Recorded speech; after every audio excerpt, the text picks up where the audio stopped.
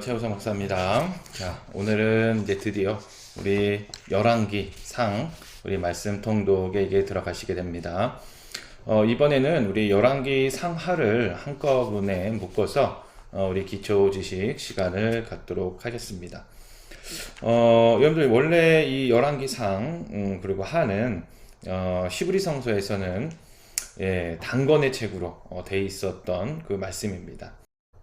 추후에 이 말씀을 이제 다시 번역하고 옮기면서 이제 그 길이와 분량상 이제 열왕기 상 그리고 열왕기 하로 이렇게 나누어서 말씀이 우리에게 전해지게 됐습니다. 열왕기서라고 이제 명칭을 하겠습니다. 이 열왕기서는요 이제 사무엘의 뒤를 이은 이스라엘의 역사, 즉 이제 솔로몬 왕으로부터 유다 왕국의 멸망까지의 이제 흥망성쇠를 이제 기록하고 우리에게 전달해주고 있습니다. 열왕기서의 기록 목적은 역대 왕들의 업적을 평가함에 모세의 율법과 다윗에게 베푼 언약에 따라 판단하고 정리해주고 있습니다. 그래서 열왕들이 하나님 앞에서 선을 행하면 흥하고 악을 행하면 망함, 이런 내용에 대한 기록이 우리에게 주어지고 있는 거고요. 여기서의 이제 강조점은 바로 이스라엘의 역사 깊이에서 개인과 그리고 사회 국가 그리고 세계를 주관하시는 역사의 주인은 야훼 하나님이시다. 그러니까 모든 역사의 주인은 하나님이시다라는 것을 우리에게 전달해 주고 있습니다. 자, 그러면 우리 이 열왕기서에 대한 말씀의 구조를 아주 간단하게 한번 우리 살펴보도록 하시겠습니다. 자, 우리 열왕기서의 구조, 이제 먼저 솔로몬의 통치, 이제 열왕기 상 1장부터 솔로몬의 통치가 이어지고 있습니다. 이것이 11장 43절까지인데요. 자, 왕위 계승의 투쟁 부분이 나옵니다. 우리 1장 1절부터 2장 46절. 그리고 솔로몬의 지혜와 내각 구성에 대해서 우리에게 말씀을 주시고 있습니다. 그리고 이제 성전 건축에 대해서 5장 1절부터 7장 51절, 성전 봉헌에 대해서 이제 8장 1절부터 66절, 솔로몬의 전성과 그리고 세태에 대해서 9장 1절부터 11장 43절까지 우리에게 전해주시고 있고요.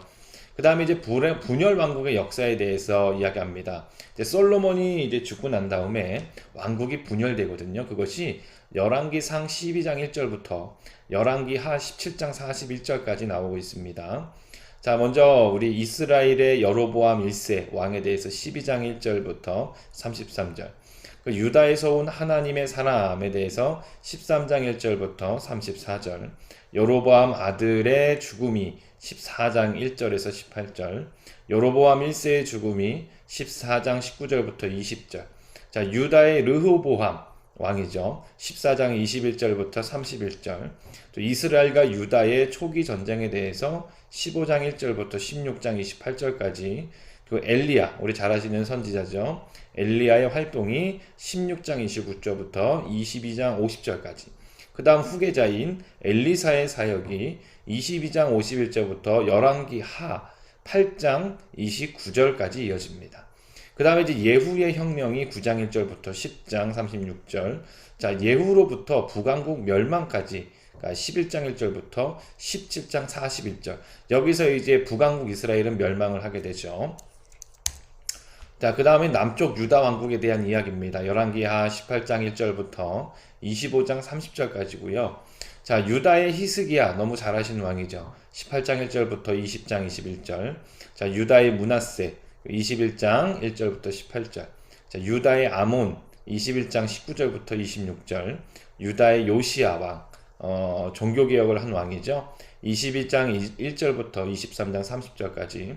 자, 유다의 여호아하스 23장 31절에서 35절, 여호야긴과 바벨론 침략이 23장 36절에서 24장 7절까지, 여호야긴과 바벨론 포로가 24장 8절부터 17절까지, 시드기야와 바벨론 포로가 24장 18절부터 25장 7절까지, 성전과 예루살렘의 멸망이 마지막 25장 8절부터 21절까지 해서 유다의 모든 멸망까지 기록을 우리에게 전해주고 있습니다.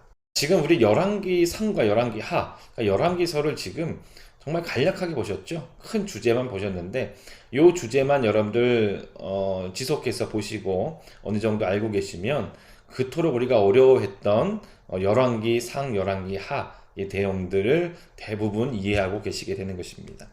자, 여기서 이제 우리가 이 열왕기서를 읽을 때에 가장 핵심적인 게 있잖아요. 그것이 무엇이냐면 첫 번째는 왕국 분열이다. 아, 열왕기서를 볼 때에 왕국 분열을 기억하시면 한 50%는 이미 아시는 겁니다. 열왕기 상에서 주어지는 우리 주제죠. 여기서 이제 이스라엘과 유다의 번영이, 자, 이스라엘 백성과 왕이 하나님의 계약에 얼마나 충실하느냐에 달려 있다는 것을 그 역사 속에서 우리에게 증거를 해 주시고 있는 것입니다. 여기서 우리가 하나 짚고 넘어갈게요. 자, 그 이스라엘 왕국의 분열의 원인에 대해서 좀 함께 살펴보시겠습니다. 자, 근데 솔로몬이 죽죠. 솔로몬이 죽자, 자, 통일 이스라엘은요, 북왕국 이스라엘, 초대 임금이 여로보암이에요. 남왕국 유다, 첫 왕이 르호보암입니다. 이름이 참 비슷하죠. 이게 나뉘어져 가지고 대조적 역사를 이루거든요. 결국 이제 북이스라엘 왕국은 9왕조나 바뀌면서 19명의 왕이 집권했습니다.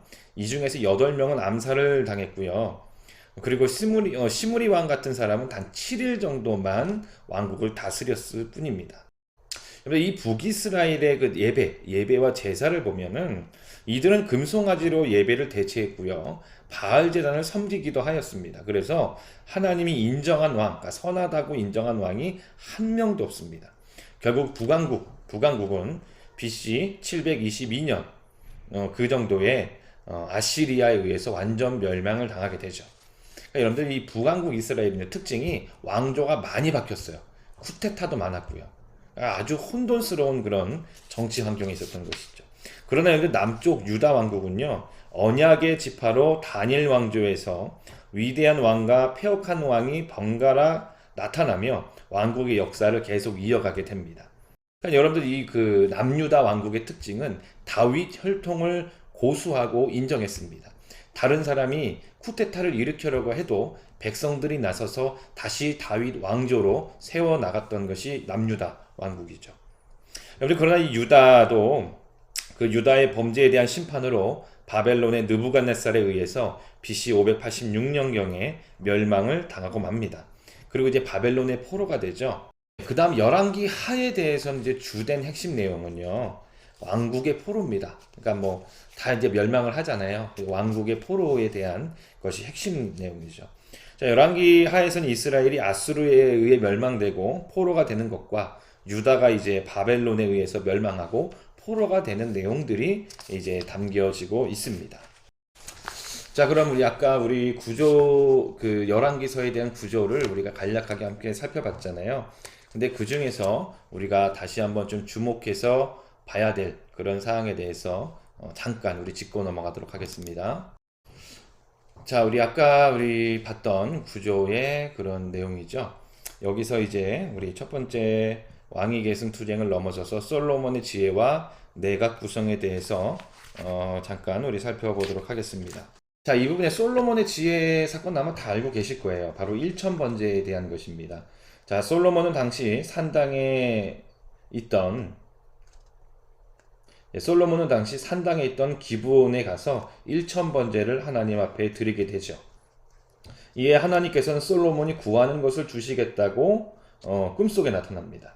이때 솔로몬은 장수하는 것, 부함, 원수의 생명을 멀하는 것도 아닌 듣는 마음을 달라고 이제 하나님께 구하죠. 그리고 이제 3장 16절에서 우리 28절에는 우리 잘 아시는 우리 한 아이를 두고 두 창녀가 이제 각자 자기 아이라고 주장하는 그런 사건을 솔로몬이 지혜롭게 해결하는 그런 말씀이 나오고 있습니다. 그 다음에 이제 성전 건축에 대한 그런 말씀인데요. 5장 1절부터 이제 7장 이제 51절까지 우리에게 나오고 있습니다. 솔로몬은 이제 5장 1절부터 성전 건축을 준비하고요. 6장에 들어서는 성전을 건축을 합니다. 그리고 이제 8장에 들어서는 이제 성전 봉헌식이 우리에게 이어서 우리 8장 1절부터는 성전 봉헌식이 이제 나타나죠. 여기서 이제 언약궤를 안치하는 장면이 나오고 솔로몬의 연설과 기도의 내용이 나옵니다. 그리고 이제 솔로몬의 축복과 백성의 축복에 대한 내용이 우리에게 전해지고 있습니다. 네, 우리 그 다음에 9장부터는 솔로몬의 전성과 쇠퇴에 대해서 이야기하고 있는데요. 여러분들 이 솔로몬은 그 지혜로 말미암아 나라를 부강하게 잘 다스렸습니다. 하지만 여러분들 11장 말씀에 가서는 하나님이 성전에 임하시고 언약을 주시며 복을 주셨지만 솔로몬은 끝내 하나님을 향한 그 신실함을 잃어버리고 말죠. 그래서 이때부터 이제 솔로몬은 쇠퇴하는 길에 들어서게 됩니다. 그 다음에 12장 말씀부터는 왕국의 분열인데 이때 이제 솔로몬이 죽고 아들 르호보암이 왕이 되었습니다. 그러나 이 르호보암이 그러니까 잘못 정치를 했어요. 잘못 방향성을 잡아서 결국에는 이스라엘 나라가 하나가 되지 못하고 분열하는 그런 형태로 나아가게 되었던 것이죠. 또 건너뛰어서 여기 보시면 이제 우리가 엘리야의 활동에 대해서 좀 살펴보도록 하겠습니다. 자, 엘리야라는 이름은 여호와가 나의 하나님이시다 라는 뜻입니다. 그의 출신이 어딘지는 알 수 없지만 그가 행한 기적은 대개 이스라엘 땅 밖에서 일어났고요. 그 중에 이제 사르밧 과부의 아들을 살린 일은 성경에 처음 등장하는 부활 사건이 됩니다. 이 엘리야는 아까 맞서 싸우며 정의와 사랑의 여호와를 증언하게 되죠.